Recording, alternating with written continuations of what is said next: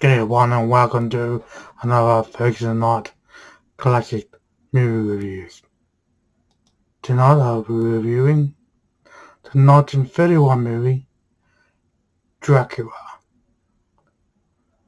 which only has a runtime of 75 minutes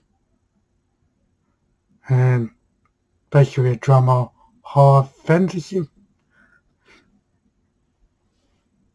Directors Todd Browning and Carl Freund. Writers Brad Stoker, Hampton Deane, John L. Balderston, and stars Bela Lugosi as Count Dracula, Helen Chandler as Mina, David Manage, John Harker, Dwight Frye as Renfield, Edward Van Sloan as Helsing, Herbert Bunston as Dr. Stewart, Francis Dade as Lucy, Joan Standing as Maid, Charles K. Gerald as Martin. The plot for this version of Dracula is basically, after a harrowing ride through the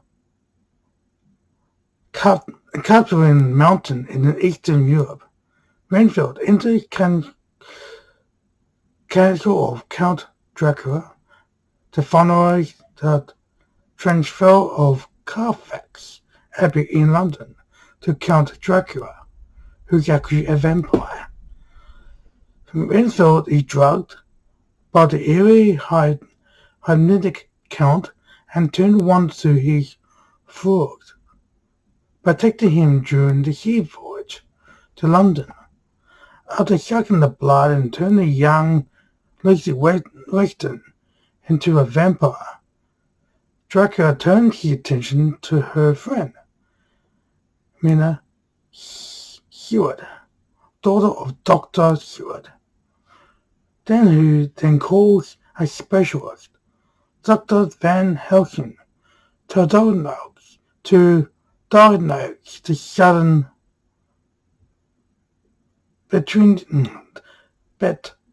threaten on Mina's health. Dr. Falcon reveals that Dracula is indeed a vampire, tries to prepare Mina's fiancé John Harker and Dr. Seward for what is to come, and the measure that will have to taken to prevent Mina from becoming one of the undead.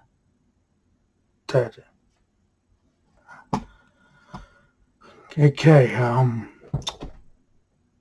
starting with always with pros. Well, this is the 1931 version of Dracula. And I find this is one of the best takes on the classic tale, on the Bram Stoker's novel. And basically this version is actually based on a stage show, which is mentioned in the opening credits of the film, which is quite interesting. I like the take on the story. Bela Lugosi, my God, he knows how to play Dracula very well. With his steady eyes and the way he's holding his hand out. He knows how to be knows how to be Dracula, even the way he talks. Because, Dwight, Frye as Renfield, he went to, Dracula's castle. And he's the one that came the slave of Dracula in this version. At the start of the movie, he's talking to a normal voice. Then we came that slave to Dracula, his voice changed to more of, "Yes, master," the typical voice, of the Dracula slave, the one who watched over Dracula by night, tried to wake him up in the daytime. Of course, Dracula had different servants to watch over him, but I really like Renfield version of him. But Van Helsing, played by Edward Van Solon. He played a very good Van Helsing. Different. He's more protecting in this film and trying to figure out where the Dracula lives, sleeps. Trying to get to kill Dracula before Mina comes his bride and lose Mina altogether.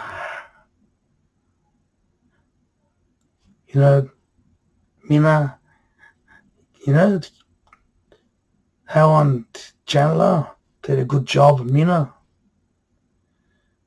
One of the best takes of the character. Really liked her performance. David Manners, John Harker,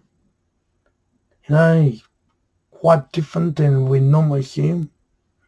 Previous movies, he's the one to go to the castle to talk to Dracula. And that's, so his character is just different. He's more like that, just be with me all the time. This version, Dracula doesn't even learn of Mina. When Renfield became his servant, Dracula had to go to London for some reason. Then he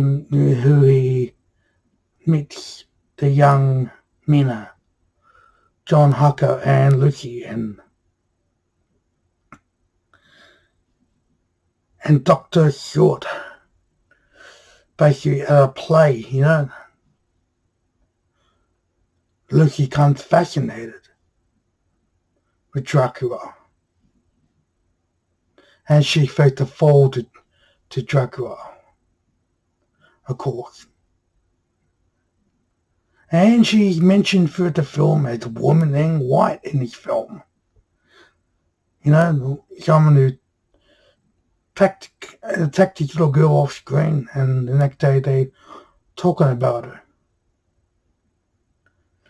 So the story they found is quite different than I've seen before. And this is my first time watching this version, and I thoroughly enjoy this film.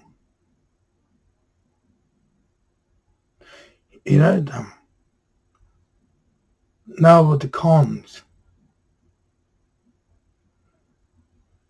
I don't like a look at the bat. Very silly looking. The very moves. He just like to just flapping its wings, just it's not even moving in. That looks pretty weird. And the kills are not shown. Even the death of Dracula is shown off screen, which you heard one sign of pain for him. Another thing I liked about this film is the setting of the film. How gothic the castle look. How the misty and the castle full of spider webs. It's pretty cool. Back with the cons, there was basically no musical to bring edginess to the film. It's just the film was just totally silent. I mean, there was Frankenstein had music first, but this didn't. He's just talking and sound. Nothing to really bring in the mood of the story. It's kind of a downgrade for this. Not a bad thing, but it's just a bit of a letdown.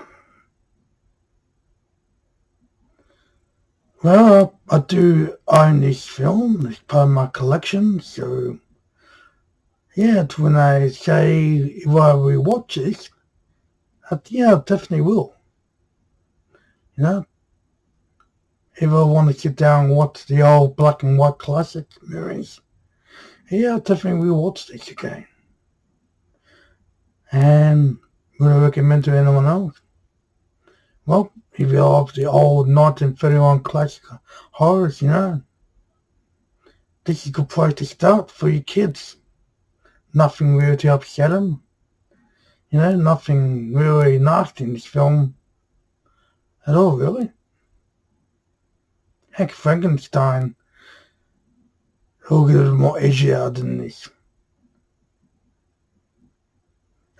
Here, those 10 minutes were actually removed from this film.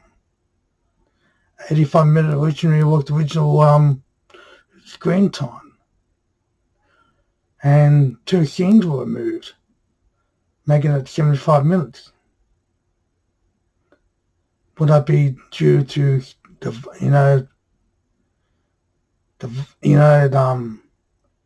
how things, cut away?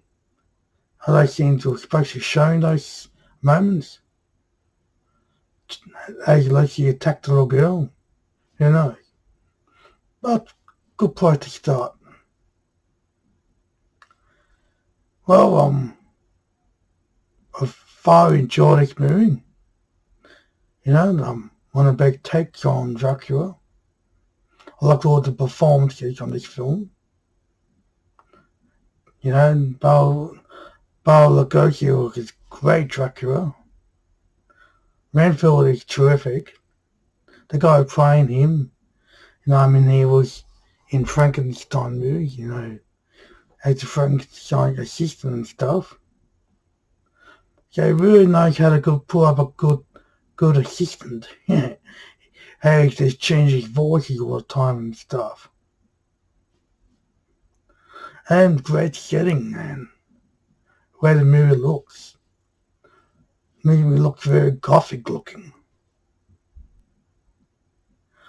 Because changes these things just cut away when Dracula is about to bite someone's neck in this version.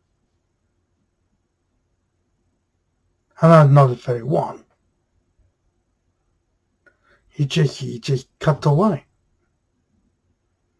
I thought he used to put the cape over his face when he does it. Fair enough. I could have done that, but he didn't do that. Well, my score for this is that minus the flaws in this film, which is not bad, but I'll still give it a 10 out of 10. For me, one of the best Dracula movies ever made, so a 10 out of 10. Thank you for checking out my review of Dracula from 1931. If you like what you see, give me a like, and if you're new to my channel, great.